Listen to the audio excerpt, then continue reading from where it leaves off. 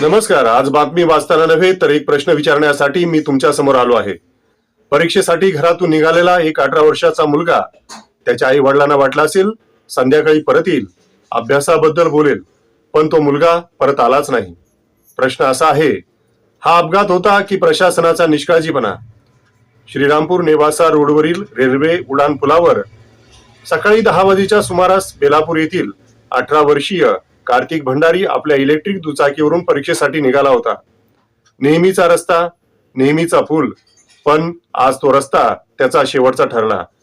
Railway उड्डाण पुलावर truck आणि कार्तिकच्या दुचाकीची भीषण धडक झाली. कार्तिक गंभीर जखमी झाला. स्थानिक नागरिक धावले, पोलीस आले, वाहतूक सुरळीत झाली. पण सांगा ना, वाहतूक सुरळीत झाली पण कार्तिकचं आयुष्य थांबलं, याला जबाबदार कोण? कार्तिकला साखर कामगार रुग्णालयात दाखल करण्यात आलं, नंतर लोणी प्रवरा येथे हलवण्यात आलं. मात्र उपचार सुरू असतानाच कार्तिकचा मृत्यू झाला. आता थोडं थांबा आणि हा प्रश्न स्वतःला विचारा. याच उड्डाण पुलावर काही दिवसापूर्वी एका महिलेचाही मृत्यू झाला होता, तरीही आजपर्यंत कोणतीही ठोस उपाययोजना झाली नाही. मग प्रश्न असा आहे, पुढचा बळी कोण? पुन्हा एखादा विद्यार्थी? पुन्हा एखादं कुटुंब उद्ध्वस्त होणार?